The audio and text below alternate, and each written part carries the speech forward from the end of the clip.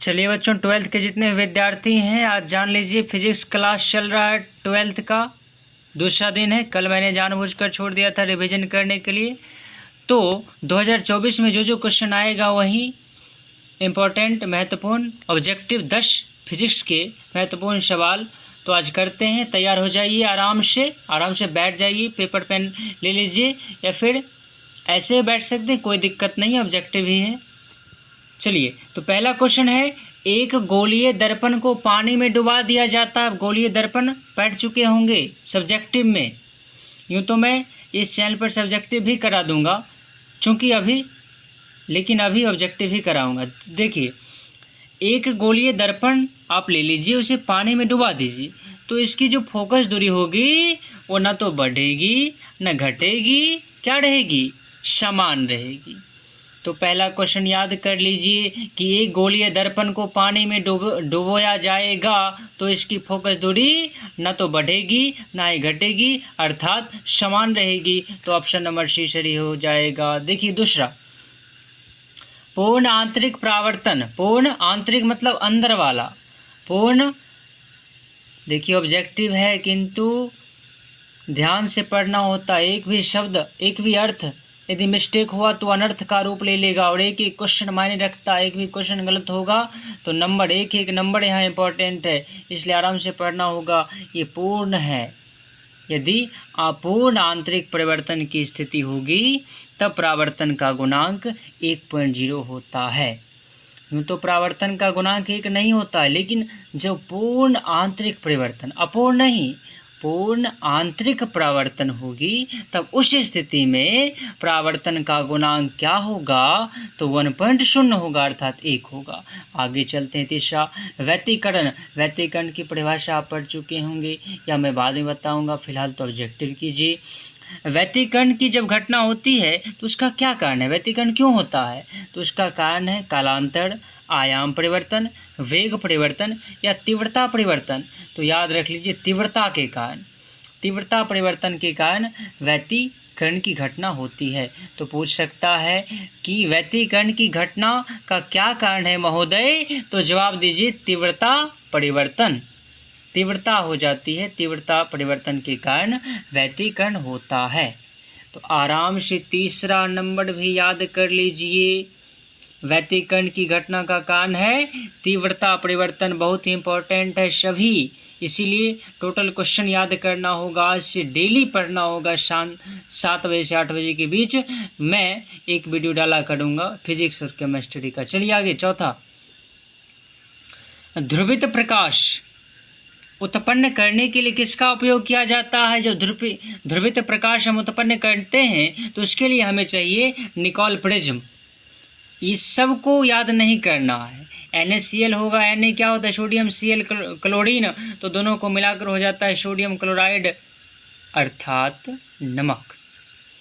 तो इस सब को याद नहीं करना है, बस ध्रुवित प्रकाश उत्पन्न हुआ तो किसका उपयोग करते हैं, किसके कारण ध्रुवित प्रकाश उत्पन्न होता है, तो हम निकोल प्रिज्म एक होता है उसका उपयोग करते हैं। तो आराम से लिख लीजिए, याद कर लीजिए, निकोल प्रिज्म।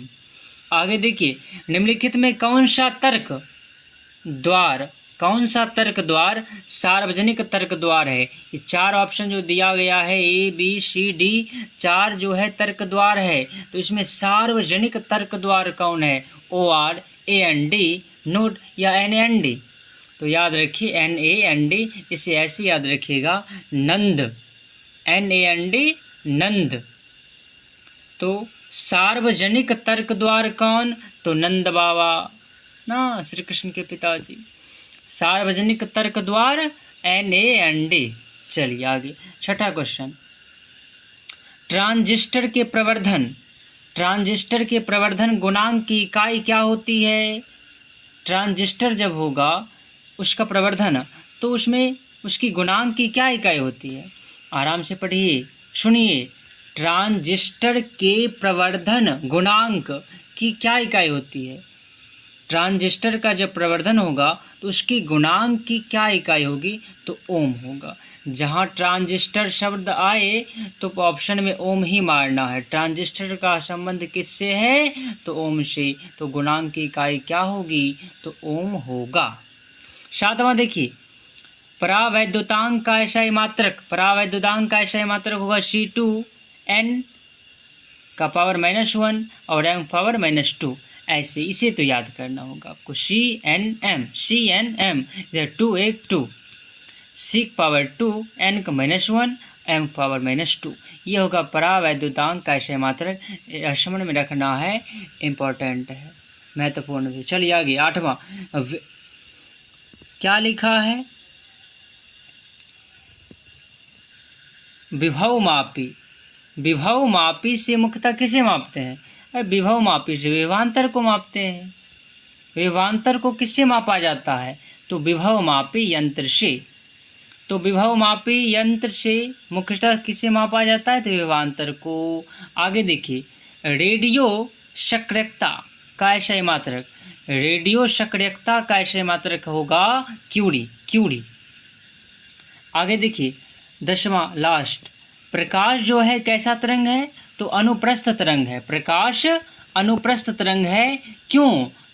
ये क्या प्रदर्शित करता है? क्योंकि यह प्रदर्शित करता है, प्रकाश को जो है अनुप्रस्थ तरंग कहा जाता है। क्यों?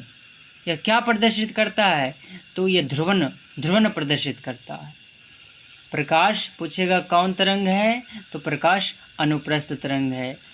क्योंकि यह क्या प्रदर्शित करता है? प्रकाश क्या प्रदर्शित करता है? तो ध्रुवन को। याद रखना है, प्रकाश का संबंध ध्रुवन से है, ध्रुवन को प्रदर्शित करेगा। तो क्वेश्चन पूछेगा, चलिए 11 क्वेश्चन एक हम SW में आपके लिए देते हैं कि प्रकाश कौन सा तरंग है।